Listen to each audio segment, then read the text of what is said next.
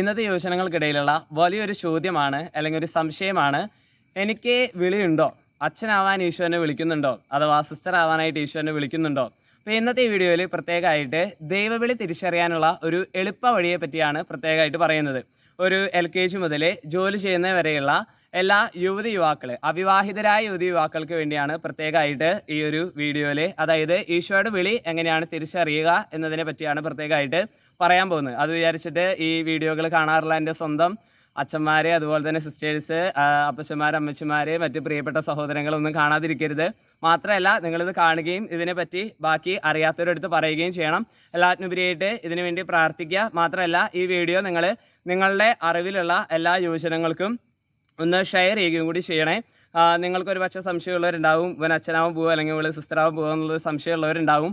ഇനി അത് അങ്ങനെ തന്നെ സംശയമുള്ള പല യുവാക്കൾ ഉണ്ടാവും. എന്നാൽ അത് പുറത്ത് പറഞ്ഞിട്ടുണ്ടാവില്ല. എങ്ങനെയാണെങ്കിലും കുഴപ്പമില്ല, എല്ലാവർക്കും അയച്ചു കൊടുത്തു. അപ്പോൾ പിന്നെ ആരും വിട്ടുപോയില്ലല്ലോ. അപ്പോൾ ഈ വീഡിയോയിൽ അപ്പോൾ പ്രത്യേകമായിട്ട്, അതായത് ഇന്ന വഴിയിലൂടെയാണ് ഈശോ അങ്ങനെ വിളിക്കാമെന്ന് പറഞ്ഞൊരു സ്പെസിഫിക് ആയിട്ടുള്ള വഴിയൊന്നും എനിക്ക് പ്രത്യേകമായിട്ട് പറയാനില്ല. മാത്രമല്ല, ഓരോരുത്തരുടെ ദൈവവിളികളും അതിനാൽ തന്നെ യുണീക്കാണ്, വ്യത്യസ്തങ്ങളാണ്. അപ്പോൾ പ്രത്യേകമായിട്ട്, അതായത് ഈശോ എന്നെ വിളിച്ച ഒരു കഥയാണ്, ഒരു വലിയ കഥയാണ് ചുരുക്കി നിങ്ങൾക്ക് ഗ്രഹിക്കാനും നിങ്ങൾക്ക് കേൾക്കാനും പറ്റാവുന്ന പാകത്തിലേക്ക് ആക്കി ഞാൻ പറയാൻ പോകുന്നത്. ഇതിൽ എനിക്ക് കൂടുതലായിട്ട് അങ്ങനെ വചനങ്ങളും പ്രബോധനങ്ങളും മാത്രമൊന്നും തരാനായിട്ട് ഇല്ല. കാരണം ഈശോ തന്നെ എന്താ പറയുക, ഓരോരുത്തരുടെയും ഈ പറയുന്ന പോലെ യുണീക്കായിട്ടാണ് വിളിക്കുന്നത്. അപ്പോൾ അതുകൊണ്ട് തന്നെ, പക്ഷേ ഇത് പറയുമ്പോൾ നിങ്ങൾക്ക് ഓരോരുത്തർക്കും നിങ്ങളുടെ ജീവിതം വെച്ച് നിങ്ങളിത് കമ്പയർ ചെയ്യുക. മാത്രമല്ല, ഒരു കഥ പോലെ കേട്ടിരിക്കുക മാത്രമല്ല ചെയ്യേണ്ടത്, നിങ്ങളുടെ ജീവിതം വെച്ച് ഇത് കമ്പയർ ചെയ്തുകൊണ്ടിരിക്കുക. എങ്ങനെയാണ് ഈശോ എൻ്റെ ജീവിതത്തിൽ ഇടപെടണേ എന്നുള്ളത്. അപ്പോൾ ഇത് കേട്ട് കഴിയുന്നതോടുകൂടി നിങ്ങൾക്ക് നിങ്ങളുടെ വിളിയെക്കുറിച്ച് ഉള്ളൊരു ബോധ്യത്തിലേക്ക് ഈശോ നിങ്ങൾക്ക് കൊണ്ടുവരും. വിളി തിരിച്ചറിയാനായിട്ട് നിങ്ങൾക്ക് സാധിക്കുകയും ചെയ്യും. അപ്പോൾ കഥ തുടങ്ങുകയാണ്. കുറേ നാളായല്ലോ കഥയൊക്കെ കേട്ടിട്ട്. അപ്പോൾ കഥ തുടങ്ങുന്നത് എങ്ങനെയാണ്? അപ്പോൾ എൻ്റെ തന്നെ ഒരു ജീവചരിത്രം എന്ന് വേണമെങ്കിൽ പറയാമല്ലോ. അപ്പോൾ നമ്മൾ കഥ തുടങ്ങുന്നു. ഒരു സാധാരണ ക്രൈസ്തവ കുടുംബത്തിൽ ജനിച്ചു വളർന്ന് വിശ്വാസം സ്വീകരിച്ച് അത്യാവശ്യം പ്രാർത്ഥനയും അല്ലറ ചില്ലറ തരികിടൊക്കെ ആയിട്ട് വളർന്നു വന്നൊരു പാവം കുട്ടിയായിരുന്നു ഞാൻ. അപ്പോൾ എല്ലാ ഞായറാഴ്ചയും മുടങ്ങാതെ പള്ളിക്കൊക്കെ പോകും. പിന്നെ ഒരു 3-ാം ക്ലാസ്സൊക്കെ തൊട്ട് മുടങ്ങാതെ എല്ലാ ദിവസവും പള്ളിക്ക് പോകാനായിട്ട് തുടങ്ങി. അത് പ്രത്യേകിച്ച് വേറെ ഒന്നല്ല, വീട്ടിൽ നിന്ന് ഒരു കാറ് പോവും. അപ്പോൾ വീട്ടിൽ വണ്ടി ഉണ്ടായിരുന്നു, വീട്ടുകാരെല്ലാവരും പോവും, കൂടെ ഞാനും പോവും. എല്ലാ ദിവസവും എഴുന്നേൽക്കുന്നു, പല്ല് തേക്കുന്നു, ഭക്ഷണം കഴിക്കുന്നു, സ്കൂളിൽ പോകുന്നു എന്ന് പറയണ പോലെ പള്ളിയിൽ പോക്കും എന്താ പറയുക, ജീവിതത്തിൻ്റെ ഒരു ഭാഗമായിട്ട് മാറിയിരുന്നു. ചെറുപ്പത്തിലൊക്കെ എന്താവാൻ ആഗ്രഹം എന്ന് എൻ്റെ അടുത്ത് ചോദിച്ചു കഴിഞ്ഞാൽ ഞാൻ കുറച്ച് കാര്യങ്ങൾ പറയാറുണ്ട്. അതിലൊരു പ്രധാനപ്പെട്ട കാര്യമായിരുന്നു അച്ഛനാവാൻ എനിക്ക് ആഗ്രഹമാണെന്നുള്ളത്. അപ്പോൾ അച്ഛനാവാൻ എനിക്ക് ആഗ്രഹം എന്ന് പറയുമ്പോഴും അതിന് പറയുന്ന ഒരു ന്യായം, ഒരു മുടന്തൻ ന്യായം എന്ന് വേണമെങ്കിൽ പറയാം. ഞാൻ പറയാറുള്ളത്, എനിക്ക് കുറേ നേരം നിൽക്കാനായിട്ട് പറ്റില്ല, കാല് കഴയ്ക്കും. അച്ഛന്മാരാകുമ്പോൾ കുറേ നേരം നിൽക്കണമല്ലോ, വിശുദ്ധവർക്ക് എന്തോരം നേരം അച്ഛന്മാർ നിൽക്കണത്. അപ്പോൾ ഇത് തന്നെ പല പ്രാവശ്യം പലരുടെ അടുത്ത് റിപ്പീറ്റ് ചെയ്ത് പറയാൻ തുടങ്ങി. ഇപ്പോൾ വീട്ടുകാരും കേൾക്കണവരൊക്കെ പറയാൻ തുടങ്ങി. അതായത്, മോനെ കുഴപ്പമില്ല, അച്ഛന്മാർക്കാണെങ്കിൽ ഇടയ്ക്ക് വെച്ച് കസാരയൊക്കെ ഇട്ട് തരും, ഇരിക്കാം, അതുകൊണ്ട് അങ്ങനെ കാല് കഴിക്കുന്ന പ്രശ്നമൊന്നും വരുന്നില്ല. അപ്പോൾ ഞാൻ പറഞ്ഞു, അങ്ങനെ പറയണ്ട, കാല് കഴിക്കും, അത് അത്ര മതി എന്നുള്ള രീതിയിൽ ഞാൻ പറഞ്ഞു. അപ്പോൾ പിന്നെ പറയാനുള്ളൊരാഗ്രഹം എന്താണെന്ന് വെച്ച് കഴിഞ്ഞാൽ, ഈ വലിയ വലിയ ലോറികളൊക്കെ ഓടിക്കാനുള്ള ഒരു ആഗ്രഹമാണ് പറയാറ്. അതായത് വീട്ടിൽ കുറേ, അതായത് ചെറുപ്പത്തിലെ കുറച്ച് വണ്ടികളൊക്കെ ഉണ്ടായിരുന്നു. അപ്പോൾ അത് കണ്ടും അവർ ഓടിക്കണത് ഇതൊക്കെ കണ്ടിട്ട് എനിക്ക് വണ്ടി ഓടിക്കാൻ നല്ലൊരു ആഗ്രഹമായിരുന്നു. അപ്പോൾ വലിയ വലിയ കണ്ടെയ്നറുകൾ ഓടിക്കണം, ചെറുതൊന്നും പറ്റില്ല. അതിപ്പോൾ പറയാൻ കാരണം, ഈ റീസെൻ്റ്ലി ഒരു ഫംഗ്ഷനെ ഞാൻ വീട്ടിലേക്ക് വെക്കേഷന് പോയ സമയത്ത് പോയപ്പോൾ എന്നെ കണ്ട ഒരു അങ്കിള് ഇതും പറഞ്ഞതിനെ കളിയാക്കി. എന്തൊക്കെയായിരുന്നു നീ പറഞ്ഞിരുന്നത്? വലിയ ലോറി ഓടിക്കണം, ട്രക്ക് ഓടിക്കണം. അപ്പോൾ അപ്പോഴേ ഞാൻ ഓർത്ത, കർത്താവ് ഇതൊക്കെ ഞാൻ തന്നെയാണോ പറഞ്ഞതെന്നുള്ളത്. അപ്പോൾ ഇങ്ങനെ അച്ഛനാവാനുള്ള ആഗ്രഹമൊക്കെ ചെറുതായിട്ടൊക്കെ ഉണ്ട്. ഒരു 8-ാം ക്ലാസ് 9-ാം ക്ലാസ് വരെയൊക്കെ സാധാരണ പോലെ, അതായത് പറഞ്ഞ പോലെ അത്യാവശ്യം പ്രാർത്ഥിച്ചൊക്കെ പോന്നു. ഒരു 7-ാം ക്ലാസ്സിലൊക്കെ പഠിക്കുമ്പോൾ ഇങ്ങനെ എൻ്റെ സ്കൂളിൽ, ഒരു പള്ളി സ്കൂളിലാണ് പഠിച്ചത്, കപ്പൽ പള്ളി എന്ന് പറയുന്ന തൃശ്ശൂരുള്ളൊരു സ്കൂളാണ്. എൻ്റെ പള്ളി സ്കൂളല്ല, വേറെ സ്കൂള്. അപ്പോൾ അവിടേക്ക് ഇങ്ങനെ കുറച്ച് മിഷണറീസ് പോലത്തെ ആൾക്കാർ, കാത്തലിക് ആയിട്ടുള്ള മിഷണറീസ് പോലെ ആൾക്കാർ ഇങ്ങനെ വന്ന് ഇന്ത്യനെ പറ്റി ഇങ്ങനെ, ഇന്ത്യക്ക് വേണ്ടി ഒരു ശവമാല എന്നുള്ള രീതിയിൽ കാർഡൊക്കെ അടിച്ച് അതിനെപ്പറ്റി ഒരു ക്ലാസ്സൊക്കെ ഉണ്ടായിരുന്നു. അപ്പോൾ അങ്ങനെ എല്ലാ ദിവസവും ഇന്ത്യക്ക് വേണ്ടി ഒരു ശവമാല ചെല്ലുന്നതിനെ പറ്റിയാണ് അവർ ക്ലാസ്സിൽ എടുത്തതൊക്കെ. അതിപ്പോഴും ഞാൻ പ്രത്യേകം ഓർക്കുന്നുണ്ട്. അപ്പോൾ ആ ക്ലാസ്സിന് ശേഷം ഞാൻ അങ്ങനെ വിചാരിച്ചു, സാധാരണ പോലെ എല്ലാ ദിവസവും ഇങ്ങനെ പോയി കഴിഞ്ഞാൽ ശരിയാവില്ലല്ലോ, എന്തെങ്കിലും ചേഞ്ചൊക്കെ വരണ്ടേ. അപ്പോൾ ഞാൻ എല്ലാ ദിവസവും മുടങ്ങാതെ ഇന്ത്യക്ക് വേണ്ടി ഒരു ശവമാല ചൊല്ലി പ്രാർത്ഥിക്കാനായിട്ട് തുടങ്ങി. മാത്രമല്ല, ഇപ്പോൾ ഫാമിലിയിലൊക്കെ ആണെങ്കിൽ അത്യാവശ്യം പ്രാർത്ഥിക്കുന്നുണ്ടെങ്കിലും കുറച്ചും കൂടിയും ഒരു വേറെ ലെവൽ എന്ന് പറയുന്ന രീതിയിൽ പപ്പ, അതായത് അപ്പച്ചനെ ഞാൻ വിളിക്കുക, അപ്പനെ. അപ്പോൾ അപ്പച്ചൻ നല്ലപോലെ പ്രാർത്ഥിച്ചിരുന്നു. അപ്പോൾ അവിടെ എന്തെങ്കിലും, അപ്പച്ചൻ പുറത്തായിരുന്നു, എന്തെങ്കിലും ആവശ്യങ്ങൾ നിയോഗങ്ങളൊക്കെ ഉണ്ടെങ്കിൽ ഞങ്ങളെടുത്ത് പ്രാർത്ഥിക്കാൻ പറയും. മാത്രമല്ല, ഞങ്ങൾ 3 പേരാണ്, ചേച്ചിയും അനിയത്തിയും ഉണ്ട്. അപ്പോൾ ഞങ്ങളുടെ അടുത്ത് എന്തെങ്കിലും ഈ മുടക്ക് ദിവസം ശനിയാഴ്ചകളിൽ എല്ലാ ശനിയാഴ്ചയും മുടങ്ങാതെ 12 മണിയോട് കൂടിയിട്ട് 3 ജപമാല അടുപ്പിച്ച് ചൊല്ലി പ്രാർത്ഥിക്കാനായിട്ട് പറയും. അപ്പോൾ ഞങ്ങൾക്കത് ശീലമായി. മുടക്കാണെങ്കിൽ എന്തായാലും 3 ജപമാല ചെല്ലണം. അപ്പോൾ ഞാൻ വിളിച്ച് ചോദിക്കും ചെല്ലുമില്ലേ എന്നുള്ളത്. ഇപ്പോൾ ഓരോ നിയോഗങ്ങൾ പറയുമ്പോഴാണെങ്കിലും ഈ ജപമാല ചെല്ലണതിന് അനുസരിച്ച് അതിനുള്ള ഓരോരോ മാറ്റങ്ങൾ ഇങ്ങനെ ലൈവായിട്ട് കാണാനും കൂടി തുടങ്ങി. അപ്പോൾ എന്തെന്നില്ലാത്തൊരു വിശ്വാസം ഇങ്ങനെ ചെറുതായിട്ട് ചെറുപ്പത്തിലേ ഉണ്ടായിരുന്നു. പക്ഷേ എന്താ പറയുക, ലോകത്തിലേക്കുള്ളൊരു ചായ്വ് കാരണം ആ വിശ്വാസത്തെ പാറപ്പുറത്ത് വീണ വിത്ത് പോലെ അതെല്ലാം ഇങ്ങനെ ഓരോ പ്രാവശ്യം വീഴും കരിയും അങ്ങനെ പോയിക്കൊണ്ടിരിക്കുകയായിരുന്നു. അപ്പോൾ ഇങ്ങനെ ഇത്തരത്തിൽ അതായത് പ്രാർത്ഥനയുടെ ഒരു ശക്തി ഉണ്ട് എന്നുള്ളത് മനസ്സിലാക്കിയിട്ട് എല്ലാ ദിവസവും ഇപ്പോൾ ഒരു 7-8 ക്ലാസ്സൊക്കെ തൊട്ട് 2 ജപമാലയൊക്കെ ചൊല്ലി പ്രാർത്ഥിക്കുമായിരുന്നു. ജപമാല ചൊല്ലി പിന്നെ പള്ളിയിൽ പോക്ക് സാധാരണ ഈ പറഞ്ഞ പോലെ ഒരു കാറ് പോവും, ഞാനും പോവും, അങ്ങനെ പള്ളിക്ക് പോയിരുന്നു. അപ്പോൾ ജപമാല ചൊല്ലി ഇങ്ങനെ പ്രാർത്ഥിക്കാനായിട്ട് തുടങ്ങി. അപ്പോൾ ആ സമയത്താണ് ഒരു 9ാം ക്ലാസ്സൊക്കെ പഠിക്കുന്ന സമയത്ത്. ആ സമയത്ത് ഇതുപോലെ അത്യാവശ്യം പ്രാർത്ഥന പ്ലസ് കൂട്ടുകാരുണ്ട്, പള്ളിയിൽ ഓൾട്ടർ ബോയ്സിലുണ്ട്, അതുപോലെ തന്നെ ജൂനിയർ CLCയിലുണ്ട്. ഓൾട്ടർ ബോയ്സ് സെക്രട്ടറി ആയിരുന്നു, ജൂനിയർ CLC പ്രസിഡൻ്റ് ആയിരുന്നു. പിന്നെ സൺഡേ കാര്യത്തിൽ അത്യാവശ്യം ആക്റ്റീവായിട്ട് വേറൊരു ലെവലിലായിരുന്നു.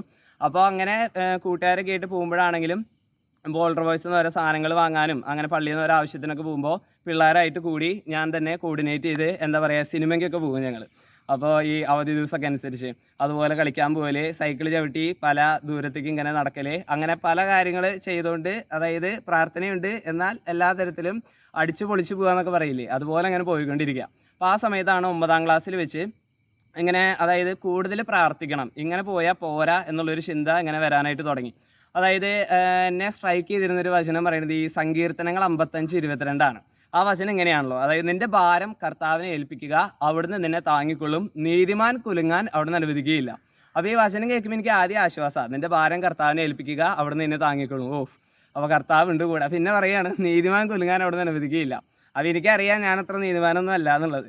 അപ്പോൾ അതുകൊണ്ട് കർത്താവ് കൂടെ നിൽക്കും, ശരി തന്നെയാണ്, കർത്താവിൻ്റെ പക്ഷത്തെങ്കിൽ ആരും എനിക്കെതിരെ നിൽക്കും, അത് കറക്റ്റാണ്. പക്ഷേ നീതിമാനായിരിക്കണം, വിശുദ്ധിയിലായിരിക്കണം, പ്രാർത്ഥനയിലായിരിക്കണം. അപ്പോൾ പ്രാർത്ഥനയും കാര്യങ്ങളും വിശുദ്ധിയൊക്കെ ഉണ്ടോ എന്ന് ചോദിച്ചാൽ പക്ഷേ ഒരു ലെവലിലേക്ക് മറ്റൊരു ലെവലിലേക്ക് കടക്കാറായി. ഈശോ ഞാൻ വിളിച്ചു കഴിഞ്ഞാൽ എൻ്റെ വിളിപ്പുറത്ത് എത്തണം എന്നുള്ളൊരു ചിന്ത എനിക്ക് വരാനായിട്ട് തുടങ്ങി. അപ്പോഴത്തെ എൻ്റെ അവസ്ഥ അനുസരിച്ച് അതായത് എല്ലാം കൂടി ഇങ്ങനെ ഒരുമിച്ച് ഇങ്ങനെ എന്താ പറയുക വലിച്ചു കൊണ്ടുപോകാണല്ലോ. അപ്പോൾ ഞാൻ വിളിച്ചു കഴിഞ്ഞാൽ വെളിപ്പുറത്ത് ഈശോ എത്തുന്ന ഒരവസ്ഥയിലായിരുന്നില്ല. അപ്പോൾ അതുകൊണ്ട് കുറച്ചും കൂടി മെച്ചപ്പെട്ട ഒരു അവസ്ഥയിലേക്ക് എത്താൻ വേണ്ടിയിട്ട് ഞാൻ ആഗ്രഹിച്ച് പ്രാർത്ഥിക്കാനായിട്ട് തുടങ്ങി.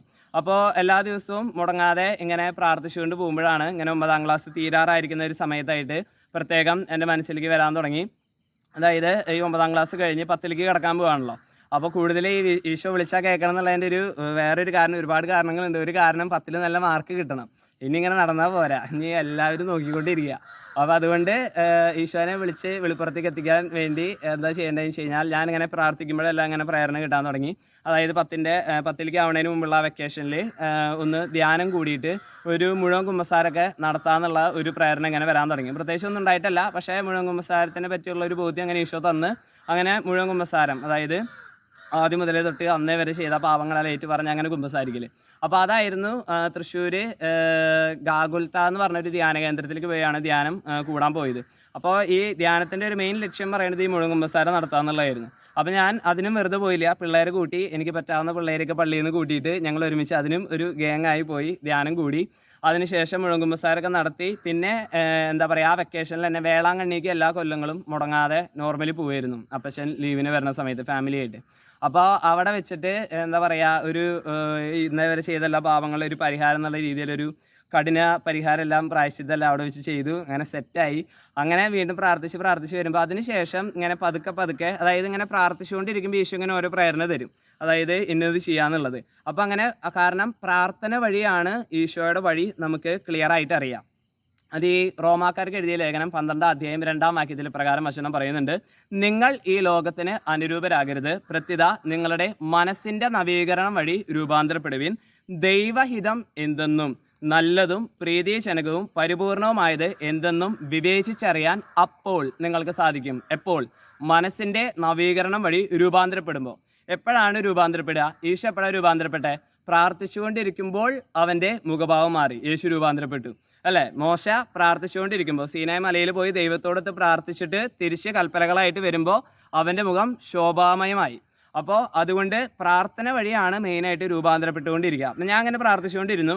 അപ്പോൾ പ്രാർത്ഥിക്കുമ്പോൾ ഇങ്ങനെ ഈശോ ഈ മുഴങ്ങുമ്പസാരം നടത്താൻ പ്രേരണ എന്ന പോലെ, പ്രായശ്ചിത്തം നടത്താൻ പ്രേരണ എന്ന പോലെ അങ്ങനെ പ്രാർത്ഥനയും ഈശോ പറയുന്നതനുസരിച്ച് പോയിക്കൊണ്ടിരുന്നു. അപ്പോൾ പിന്നെ ഒരു ന്യൂ സ്റ്റാർട്ടായിരുന്നു. അതായത് ലൈഫിൻ്റെ തന്നെ മറ്റൊരു ഘട്ടത്തിലേക്ക് ഈശോ എടുത്ത് മാറ്റുന്ന ഒരവസ്ഥയിലേക്ക് എത്തി. എന്നിട്ട് അപ്പോൾ തൊട്ട് ഈ 10ാം ക്ലാസ് തുടങ്ങണവർക്ക് കൂടിയായിട്ട് എല്ലാ ദിവസവും 3 ജപമാല മുടങ്ങാതെ ചൊല്ലി പ്രാർത്ഥിക്കാനായിട്ട് തുടങ്ങി.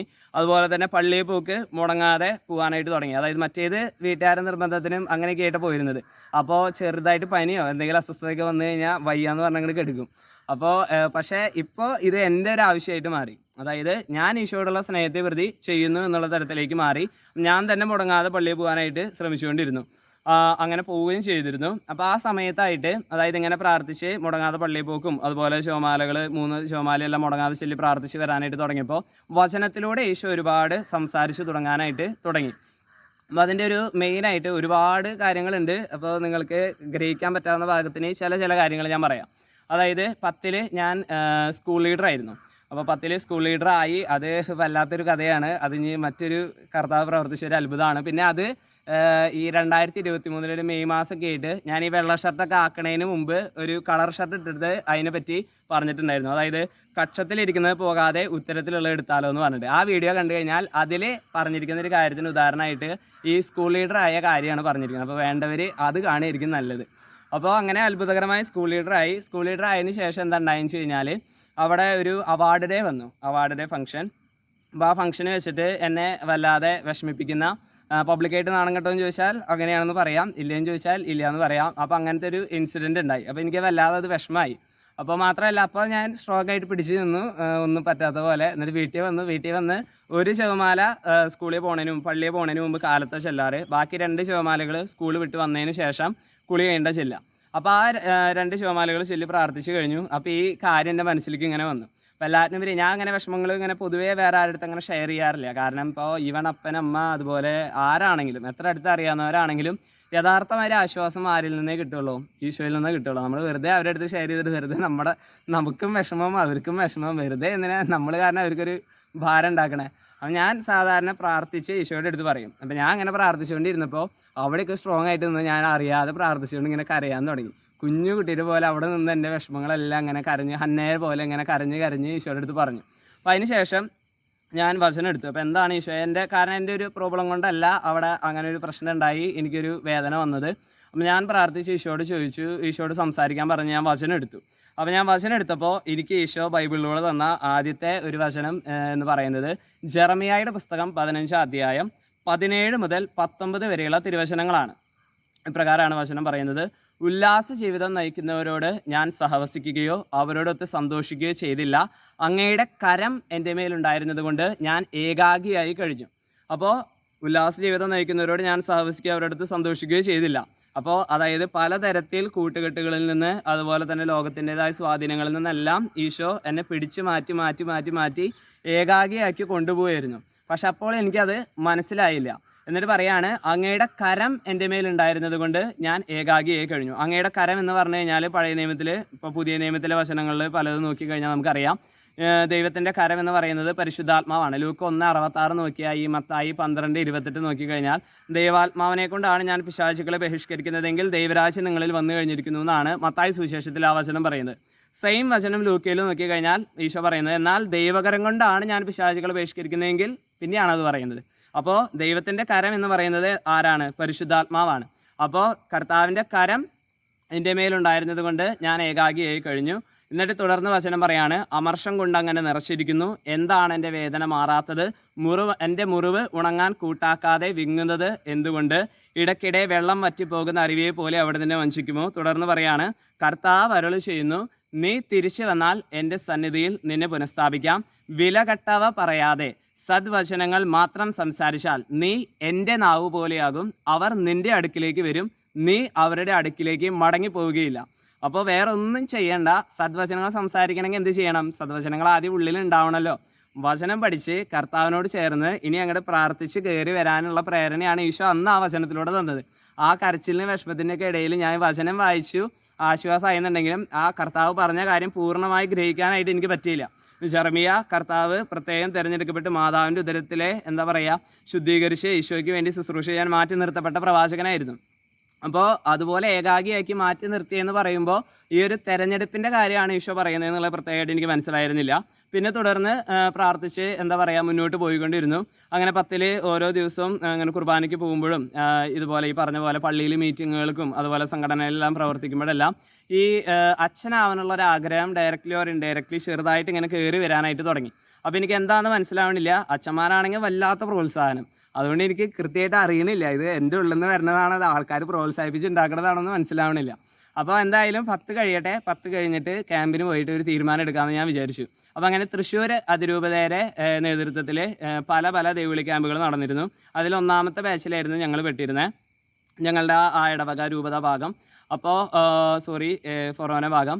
അപ്പോൾ അങ്ങനെ അതിൽ പോകാനായിട്ട് ഞാൻ ഒരുങ്ങി.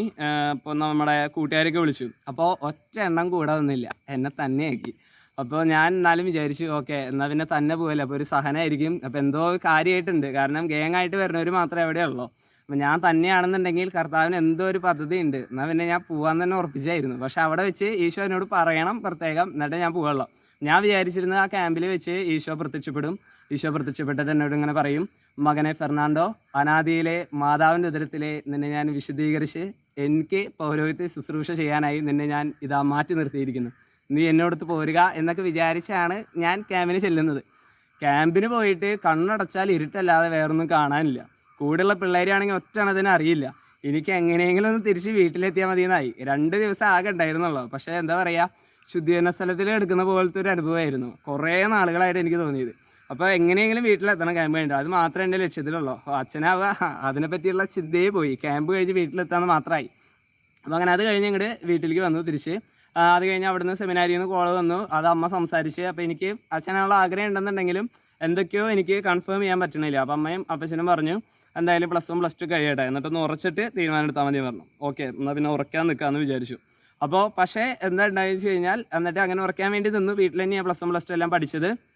അപ്പോൾ എന്താ പ്രശ്നം എന്ന് വെച്ച് കഴിഞ്ഞാൽ ഒരു ഇതെടുക്കണമല്ലോ, അതായത് 10 കഴിഞ്ഞു, ഇനി +1 +2 ആണ്, എന്തെങ്കിലും ഒരു വിഷയം എടുത്ത് പഠിക്കണമല്ലോ. 10 വരെയെന്ന് ഞാൻ വിചാരിച്ചത് 10ഓട് കൂടി എൻ്റെ ആയിന്നാ, ഇനി പഠിക്കണ്ടല്ലോ, അച്ഛനാവും പോകല്ല എന്ന് വിചാരിച്ചിരുന്ന. പക്ഷെ പഠിക്കാൻ എനിക്കിഷ്ടമാണ്. അപ്പോൾ ഞാൻ അങ്ങനെ കുറേ വിചാരിച്ച് ഇങ്ങനെ കൺഫ്യൂഷനായിട്ട് ഇങ്ങനെ നിൽക്കുക, എന്തെടുക്കണം ഏതെടുക്കണം. അപ്പോൾ പ്രാർത്ഥിച്ചുകൊണ്ടിരുന്നപ്പോഴും ഞാൻ പിന്നെ വിചാരിച്ചു ബയോമാക്സ് എടുക്കാമെന്നുള്ളത്, അതായത് സയൻസ് എടുക്കാമെന്നുള്ളത്. കാരണം ഒരു പ്ലാനിങ് ഇല്ലാത്തവരും എല്ലാ തരത്തിൽ പക്കാ പ്ലാനിങ് ആയിട്ടുള്ളവരും ഒരുപോലെ എടുക്കുന്ന ഒരു സബ്ജക്റ്റാണ് എന്ത്, ബയോമാക്സ്. അപ്പോൾ എനിക്ക് ഒരു പ്ലാനിങ് ഇല്ലാത്ത ഞാൻ ബയോമാക്സ് എടുക്കാമെന്ന് വിചാരിച്ചു. അപ്പോൾ അപ്പച്ചനും പ്രാർത്ഥിച്ച് പറഞ്ഞു അതായിരിക്കും നല്ലതെന്ന്. അപ്പോൾ എന്താ കാരണമെന്നൊന്നും അറിയില്ല. അപ്പോൾ കൂട്ടുകാരും പലരും സജഷൻ പറഞ്ഞു ബയോമാക്സ് എടുക്കാമെന്ന് നല്ലത്. അപ്പോൾ ഞാൻ പിന്നെ അങ്ങനെ പ്രാർത്ഥിച്ച് അങ്ങനെ എടുത്തു. മാത്രമല്ല എൻ്റെ മനസ്സിൽ ഉണ്ടായിരുന്ന ചെറുപ്പം തൊട്ടുള്ള ആഗ്രഹങ്ങളിൽ പലതെന്ന് പറയുന്നത്, ഒന്ന് എനിക്ക് ഉള്ള ഒരാഗ്രഹം ഈ ഈശോയെ സ്നേഹിച്ച് പ്രാർത്ഥിച്ച് പോകണം, അതോടൊപ്പം തന്നെ സമൂഹത്തിൻ്റെ ഇടയിലേക്ക് ഇറങ്ങിച്ചെന്ന് അവർക്ക് നന്മയായിട്ടുള്ള കാര്യങ്ങൾ ചെയ്യണം, അതായത് പൊതുസമൂഹത്തിന് നന്മ ചെയ്യണം എന്നുള്ള രീതിയിലാണ്. അപ്പോൾ ഞാൻ അങ്ങനെ ആദ്യം വിചാരിച്ചു എന്നാൽ പിന്നെ മുഖ്യമന്ത്രിയാവാം, അങ്ങനെയാണെങ്കിൽ പിന്നെ എല്ലാ തരത്തിലും നന്മ ചെയ്ത് അങ്ങോട്ട് മുന്നോട്ട് പോകാമല്ലോ.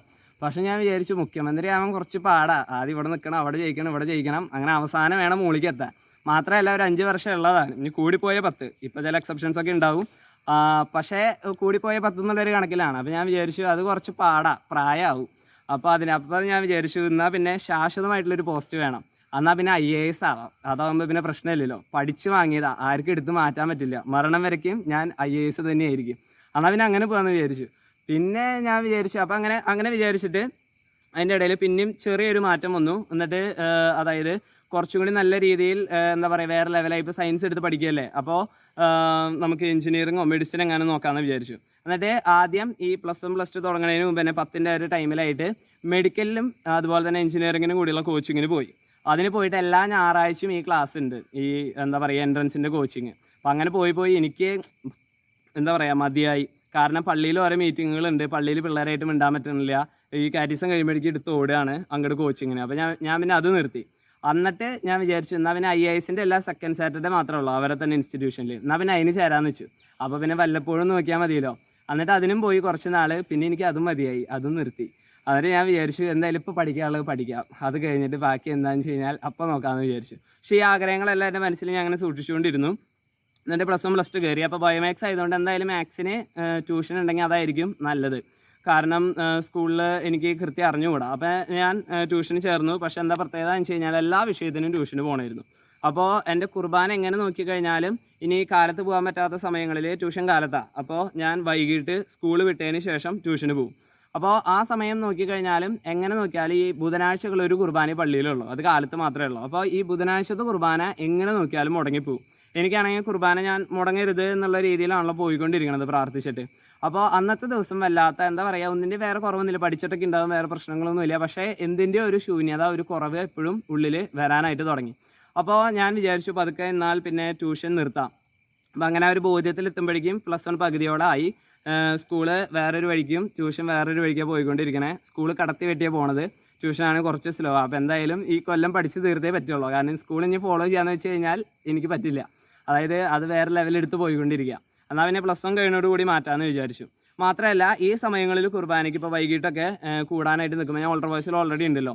അപ്പോൾ ഈ സ്കൂൾ വിട്ട് നേരെ കയറുമ്പോൾ സമൂഹത്തിൻ്റെ കൂടെ നിൽക്കുക. എൻ്റെ മനസ്സിൽ എപ്പോഴും വല്ലാത്തൊരു ചിന്തയാണ്. അതായത് +1 +2 വരെ ഓൾട്ടർ വോയിസ് ഉള്ളൂ, അതിനുശേഷം പിന്നെ ഓൾട്ടർ വോയിസിൽ നിന്ന് ഇറങ്ങണം. കാരണം ഞങ്ങളുടെ പള്ളിയിൽ ഒരു സിസ്റ്റം വെച്ച് അങ്ങനെയാണ്. അപ്പോൾ ഞാൻ വിചാരിച്ചു എനിക്ക് ആൾക്കാരോട് ചേർന്നൊരു ജീവിതം നയിക്കാനാണ് എന്താണെങ്കിലും ആഗ്രഹം, എനിക്ക് ഈശോയെ വിട്ട് പോകണ്ട. അപ്പോൾ അങ്ങനെ ഞാൻ എന്നിട്ട് പല കുർബാനകളിലും സങ്കടം വന്ന് പ്രാർത്ഥിച്ചിട്ടുണ്ട്. പക്ഷേ എന്താ കാരണം എന്ന് മനസ്സിലാവണില്ല. ആൾക്കാരോട് ചേർന്ന് ജീവിതം നയിക്കണമെങ്കിൽ എന്ത് ചെയ്യണം? ഒന്നല്ലെങ്കിൽ വൈദികനാവണം, അല്ലെങ്കിൽ പിന്നെ ഓൾട്ടർ ബോയ് ആയിട്ട് നിൽക്കണം. അത് +2 കഴിഞ്ഞാൽ പിന്നെ പറ്റില്ലല്ലോ. അല്ലെങ്കിൽ പിന്നെ കപ്പ്യാരാവണം. കപ്പ്യാരാവാനുള്ളൊരു വിളി എനിക്കില്ല, അതെനിക്കറിയാം. അപ്പോൾ അതുകൊണ്ട് പക്ഷേ ഞാൻ അങ്ങനെ പ്രാർത്ഥിച്ചുകൊണ്ടിരുന്നു, ആൾക്കാരോട് ചേർന്ന് എനിക്ക് ജീവിതം നയിക്കണം.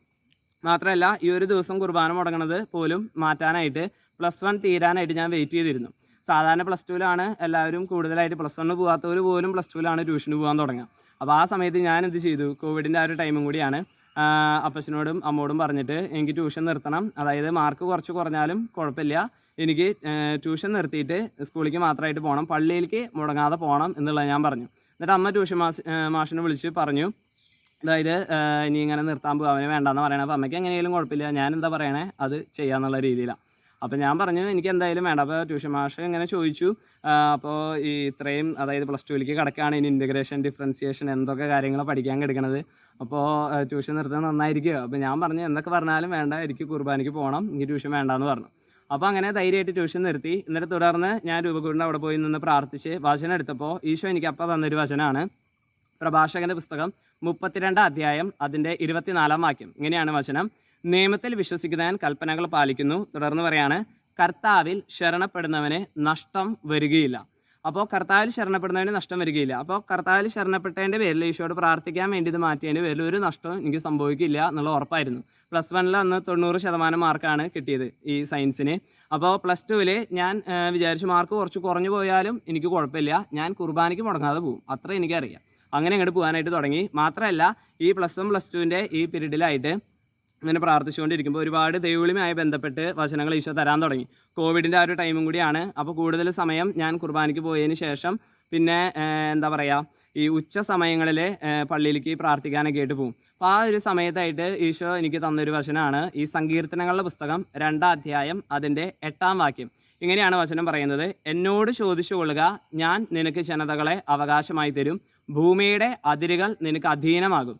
അതിൻ്റെ ആ ഹെഡിങ് ഞാൻ നോക്കി, അപ്പോൾ എഴുതിയിരിക്കുന്നത് കർത്താവിൻ്റെ അഭിഷിക്തനാണ്.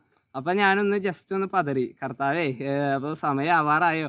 അപ്പോൾ എനിക്കാണെങ്കിൽ +1 +2 കയറി പഠനം പ്രാർത്ഥനയൊക്കെ ഉണ്ടെന്നുണ്ടെങ്കിൽ അച്ഛനാവണം എന്നുള്ള രീതിയിലുള്ള ചിന്തയൊന്നും അപ്പോൾ എനിക്ക് അങ്ങനെ കാര്യമായിട്ടില്ല. അതിനെപ്പറ്റിയെല്ലാം ഞാൻ എന്താ പറയുക മാറ്റി വെച്ചിരിക്കുക. അപ്പോൾ അങ്ങനെ അങ്ങോട്ട് പോകാനായിട്ട് തുടങ്ങി. അപ്പോൾ ഈ ഒരു വചനം കിട്ടിയപ്പോൾ ഈ ഒരു ചിന്ത കൂടുതൽ ഈ അച്ഛനാവണമെന്നുള്ള ഒരു ആഗ്രഹം ഈ +1 തുടക്കത്തിലേക്ക് +2 തുടക്കത്തിലേക്ക് ആയിട്ട് വീണ്ടും ഇങ്ങനെ കയറി വരാനായിട്ട് തുടങ്ങി. അപ്പോൾ കണക്ട് ചെയ്ത് നോക്കുമ്പോൾ കറക്റ്റാണ്. അതായത് എന്നോട് ചോദിച്ചു കൊള്ളുക, ഞാൻ നിനക്ക് ജനതകളെ അവകാശമായി തരും, ഭൂമിയുടെ അതിരുകൾ നിനക്ക് അധീനമാകും. അപ്പോൾ ജനതകളുടെ ഇടയിലേക്ക് എന്നെ ഇറക്കി നിർത്തുകയാണ്. അതായത് ആളുകൾക്ക് വേണ്ടി ശുശ്രൂഷ ചെയ്യാനായിട്ട് ഈശോ എന്നെ ഒരുക്കുകയാണ് എന്നുള്ളൊരു കാര്യം ഇങ്ങനെ പറയാൻ ഈശോ ഇങ്ങനെ പറഞ്ഞതായിട്ട് എനിക്ക് മനസ്സിലായി. പക്ഷേ ഞാൻ വിചാരിച്ച IAS മുഖ്യമന്ത്രി ആ ഒരു ലെവലല്ല, വേറെ ഏതോ ലെവലിലേക്കാണ് ഈശോ കൊണ്ടുപോകുന്നത്. അപ്പോൾ ഞാനത് വെച്ച് പ്രാർത്ഥിച്ചുകൊണ്ടിരുന്നു. മാത്രമല്ല ഈ കോവിഡിൻ്റെ ടൈമിലൊക്കെ ആയിട്ട് എനിക്ക് കുർബാനയ്ക്ക് ഒരു സ്പെഷ്യൽ സാങ്ഷൻ കിട്ടി. കർത്താവിന് വേണ്ടി വില കൊടുത്ത് ട്യൂഷൻ വരെ നിർത്തിയതാണല്ലോ.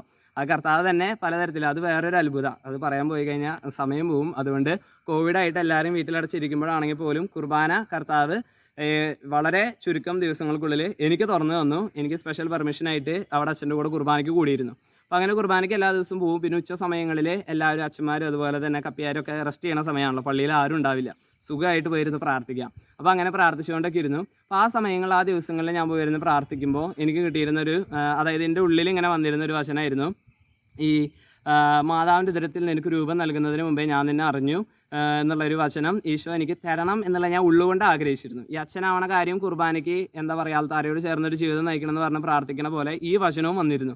പക്ഷേ എൻ്റെ ഒരു രീതി അനുസരിച്ച് ഞാനായിട്ട് കർത്താവിനോട് പറയില്ല. അതായത് ഈശോയെ എന്നെ വിളിക്കണം, അച്ഛനെ എന്നെ വിളിക്കണേ, അത് ഒരു എന്താ നാണക്കേടല്ലേ. അതായത് കല്യാണത്തിന് ഒരാളോട് എന്നെ വിളിക്കുക എന്ന് പറഞ്ഞിട്ട് കല്യാണത്തിന് പോയി ആൾ വിളിച്ചിട്ട് കൂടണതും ആൾ ഇങ്ങോട്ട് വന്ന് വിളിച്ചിട്ട് നമ്മൾ പോകണം തമ്മിൽ വേറെ ലെവലല്ലേ. അപ്പം ഞാൻ എന്തായാലും ഇതിനു വേണ്ടി പ്രാർത്ഥിക്കില്ല എന്ന് ഞാൻ മനസ്സുകൊണ്ട് വിചാരിച്ചിരുന്നു. പക്ഷേ എൻ്റെ ഉള്ളിൽ നല്ല ആഗ്രഹമാണ് അച്ഛനാവണം. പക്ഷേ ഈശോ എന്നെ ആദ്യമേ മാതാവിൻ്റെ ഉദരത്തെ വിളിച്ചിട്ടുണ്ടെങ്കിൽ എന്നെ വിളിച്ചാൽ മതി, അല്ലാതെ എൻ്റെ പ്രാർത്ഥനയുടെ പേരിൽ ഈശോ എന്നെ അച്ഛനാവാനായിട്ട് വിളിക്കരുത്.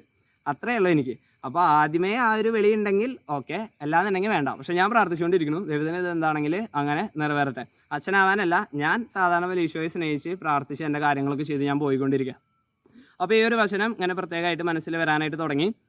എന്നിട്ട് ഇങ്ങനെ പ്രാർത്ഥിച്ച് ഇങ്ങനെ പോകുമ്പോൾ ആ സമയങ്ങളിൽ എന്നെ സ്പിരിച്വലി ഗൈഡ് ചെയ്തിരുന്ന ഒരു സിസ്റ്റർ ഉണ്ടായിരുന്നു. അപ്പോൾ കോവിഡിൻ്റെ ടൈം ആണെങ്കിലും ജസ്റ്റ് ആ സിസ്റ്ററിൻ്റെ അടുത്ത് ഇങ്ങനെ പ്രാർത്ഥിക്കാനായിട്ട് പോയിരുന്നു. അപ്പോൾ ആ സിസ്റ്ററിൻ്റെ അടുത്ത് ഞാൻ പറഞ്ഞു എനിക്കിങ്ങനെ ജസ്റ്റ് സിസ്റ്റർ ഒന്ന് പ്രാർത്ഥിക്കണം. എന്നിട്ട് സിസ്റ്റർ പറഞ്ഞത് എങ്ങനെയായിരുന്നു, മാതാവിൻ്റെ ഉദരത്തിൽ നിനക്ക് രൂപം നൽകുന്നതിന് മുമ്പേ ഞാൻ നിന്നെ അറിഞ്ഞു എന്നാണ് ഈശോ മോനോട് പറയുന്നതെന്ന് പറഞ്ഞു. കാരണം ബൈബിളിൽ ഈ വചനം എവിടെയാണെന്ന് എനിക്ക് തപ്പി കണ്ടുപിടിക്കാൻ അറിയാൻ പാടില്ലാഞ്ഞിട്ടല്ല, പക്ഷേ ഈശോയായിട്ട് തന്നെ ഈ വചനം എനിക്ക് തരണമെന്ന് ഞാൻ ആഗ്രഹിച്ചിരുന്നു. അതുകൊണ്ട് ഞാൻ ബൈബിളിൽ നോക്കാനും പോയിട്ടില്ല. അന്ന് ബൈബിൾ ഫുള്ള് വായിച്ച് കഴിഞ്ഞിട്ടുമില്ല. സിസ്റ്റർ ഈ വചനം പറഞ്ഞതോടുകൂടി എനിക്ക് വല്ലാത്തൊരു സന്തോഷമായി. കാരണം എല്ലാ ഈശോ അറിയുന്നുണ്ട്. മാത്രമല്ല ഈ റോമ 12:2 വചനത്തിൽ പറയുന്നത് പോലെ നമ്മൾ പ്രാർത്ഥിച്ചുകൊണ്ട് മുന്നോട്ട് പോകുമ്പോൾ എന്താ ഈശോ തന്നെ ഈശോയുടെ വഴിയിലേക്ക് നമ്മളറിയാതെ നമ്മൾ ആ ട്രാക്കിലേക്ക് ആക്കിക്കൊണ്ടിരിക്കും. അതാണ് കാര്യം. അപ്പോൾ ഈ വചനം ഇങ്ങനെ ഈശോ തന്നിട്ട് തുടർന്ന് ഈ വചനം പറയുന്നത് എങ്ങനെയാണ്, ജെറമിയ 1:5 വചനം. മാതാവിൻ്റെ ഉദരത്തിൽ നിനക്ക് രൂപം നൽകുന്നതിന് മുമ്പേ ഞാൻ നിന്നെ അറിഞ്ഞു, ജനിക്കുന്നതിന് മുമ്പേ ഞാൻ നിന്നെ വിശുദ്ധീകരിച്ചു, ജനതകൾക്ക് പ്രവാചകനായി ഞാൻ നിന്നെ നിയോഗിച്ചു. അപ്പോൾ വീണ്ടും എന്താ പറയുക, ഈശോയെ സ്നേഹിക്കാൻ, ഈശോയ്ക്ക് വേണ്ടിയുള്ള ശുശ്രൂഷ ജനങ്ങൾക്കിടയിൽ ചെയ്യാനുള്ള ഇതാണ് വചനം വീണ്ടും അതിലൂടെയും കിട്ടിക്കൊണ്ടിരിക്കുന്നുണ്ട്. മാത്രമല്ല പാരലലായിട്ട് ഞാൻ തനിച്ച് പ്രാർത്ഥിക്കുമ്പോൾ ഒരുപാട് വചനങ്ങൾ കിട്ടിയിരുന്നു. ഇതിൻ്റെ കൂടെ ഇതും കൂടി കിട്ടിയപ്പോൾ ആ സമയങ്ങളിലായിട്ട് തന്നെ ഞാൻ പറഞ്ഞല്ലോ ഒരുപാട് പ്രാർത്ഥിച്ചിരുന്നു. അപ്പോൾ അങ്ങനെ പ്രാർത്ഥിക്കുമ്പോഴും ഈ ടി വിയിലൊക്കെ വല്ലപ്പോഴും ന്യൂസൊക്കെ വെക്കും. അവിടെ ന്യൂസും ശാലവും അല്ലാതെ വേറൊന്നും വീട്ടിൽ വെക്കില്ല. അപ്പോൾ ഈ ന്യൂസ് വെക്കുന്ന സമയത്ത് ആ സമയത്ത് എനിക്ക് അങ്ങനെ പ്രത്യേകിച്ചൊന്നും കാണണമെന്നില്ല കേട്ടോ. എല്ലാം ഞാനും നിർത്തി, ഞാൻ വേറൊരു ലെവലിലേക്ക് കിടന്നിരുന്നു. അപ്പോൾ ഈ ന്യൂസ് പോലും ഞാൻ കാണില്ല. അപ്പോൾ ആ സമയത്താണ് ഞാൻ രാത്രി ഇങ്ങനെ പേഴ്സണൽ പ്രേയറിനായിട്ട് റൂമിലേക്ക് ഇങ്ങനെ പ്രാർത്ഥിക്കാനായിട്ട് വരും. എനിക്ക് ഡയറി എഴുതാനൊക്കെ ഉണ്ടാവും. അപ്പോൾ ഇങ്ങനെ പോരുന്ന സമയത്ത് ന്യൂസിൽ ഇങ്ങനെ കോവിഡിൻ്റെ ടൈമിൽ ഒരുപാട് ആത്മഹത്യകളെ പറ്റിയുള്ള ന്യൂസുകൾ കേട്ടു. അതുപോലെ തന്നെ പല ദുരന്തങ്ങൾ, കൊലപാതകം, അങ്ങനെ പലതരത്തിൽ ഈ പറയുന്ന മനുഷ്യൻ്റെ തിന്മകൾ വർദ്ധിച്ചു വരുന്നതിനെ പറ്റി ഇങ്ങനെ കേട്ടപ്പോൾ എനിക്ക് വല്ലാതൊരു അസ്വസ്ഥത വരാനായിട്ട് തുടങ്ങി. അപ്പോൾ ഞാൻ നോർമലി എനിക്ക് വേണ്ടി പ്രാർത്ഥിക്കും, കരഞ്ഞൊക്കെ പ്രാർത്ഥിക്കും. അന്നത്തെ ആ ദിവസം തൊട്ട് പ്രത്യേകമായിട്ട് മറ്റുള്ളവർക്ക് വേണ്ടി കൂടി പല മേഖലകൾ, ഇതുപോലെ പലതരത്തിൽ തിന്മയിൽ കഴിയുന്നവർ, അതുപോലെ ഈശോയെ അറിയാതെ കഴിയുന്നവർ, അങ്ങനെയുള്ളവർക്ക് വേണ്ടി കരഞ്ഞ് പ്രാർത്ഥിക്കാനായിട്ടുള്ള പ്രേരണ കിട്ടി. ഞാൻ ഒരുപാട് കരഞ്ഞ് പ്രാർത്ഥിച്ചിരുന്നു. ആ സമയം ജനത്തിന് വേണ്ടി പ്രാർത്ഥിച്ചിരുന്നു.